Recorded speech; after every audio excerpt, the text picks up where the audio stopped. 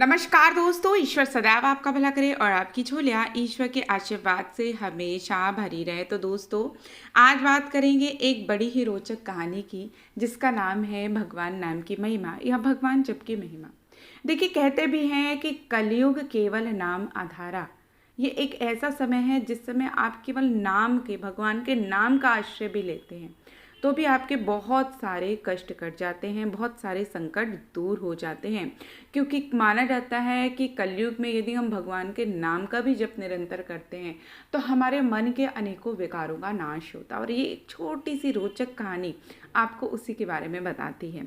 एक बार एक अनपढ़ आदमी एक महात्मा जी के पास जाकर बोला कि महाराज, हमको कोई सीधा साधा नाम बता दो, कोई सरल सा नाम बता दो, हमें भगवान के कठिन कठिन नाम नहीं आते।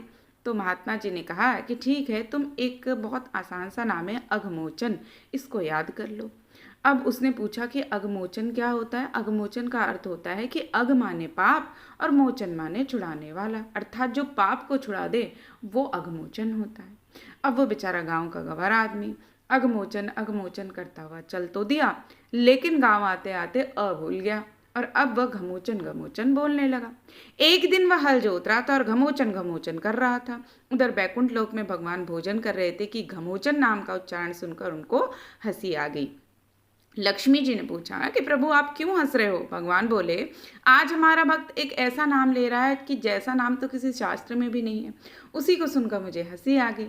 लक्ष्मी जी बोली, प्रभु तब तो हम उसको देखेंगे और सुनेंगे कि वो कैसा भक्त है और कौन सा नाम ले रहा है।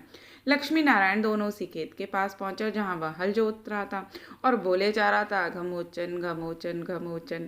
पास में एक गड्ढा था। भगवान स्वयं तो वहां छुप गए और लक्ष्मी जी भक्त के पास जाके पूछने लगी कि अरे, तो यहाँ क्या घमोचन घमोचन बोले जा रहा है। उन्होंने एक बार, दो बार, तीन बार पूछा, परंतु उसने कुछ उत्तर नहीं दिया।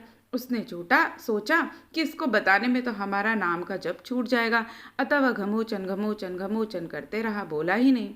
जब बार बार लक्ष्मी जी पूछती रही तो अंत में उसको बहुत तेज गुस्सा आया। गांव का तो आदमी था, बोला, जा, तेरे पति का नाम ले रहा हूँ, क्या करोगी। अब तो लक्ष्मी जी डर गई, यह तो हमको पहचान गया। फिर बोली, अरे तुम मेरे पति को जानता है क्या, कहाँ है मेरा पति। एक बार, दो बार, तीन बार, बार बार उन्होंने यही बात पूछी। तो फिर वो झुंझला गया और बोला, जा, उस गड्ढे में है, जाना है तुझे भी उस गड्ढे में। लक्ष्मी जी समझ गई कि इसने हमको पक्का पहचान लिया और बोले, प्रभु बाहर आ जाओ, अब छिपने से कोई फायदा नहीं है। और तब भगवान उसी गड्ढे से बाहर निकल के वहां आ गए और बोले, लक्ष्मी देख लिया मेरे नाम की महिमा। यह अघमोचन और घमोचन का भेद भले ही न समझता हो, लेकिन यह जब तो हमारा ही कर रहा था और हमें ही पुकार रहा था। यह घमोचन नाम से हमारा ही नाम बार बार ले रहा था, जिसके कारण मुझे इसे दर्शन देना पड़ा। भगवान ने भक्त को दर्शन देकर कृतार्थ किया। मान लीजिए दोस्तों कि कोई भी भक्त, चाहे कोई भी हो, वो शुद्ध अशुद्ध, टूटे फूटे शब्दों से, यहाँ तक कि गुस्से में भी यदि भगवान का नाम सच्चे हृदय से पुकारता है, तब भगवान का भी हृदय उससे मिलने के लिए लायक हो उठता है। इसलिए हमेशा कोशिश करें कि कम से कम आप अपना एक कदम तो उसके प्रति उठाएं।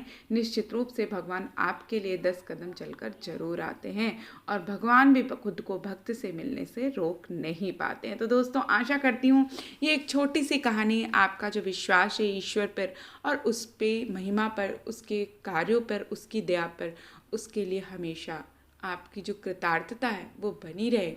ऐसी आशा के साथ फिर मिलते हैं, तब तक के लिए नमस्कार।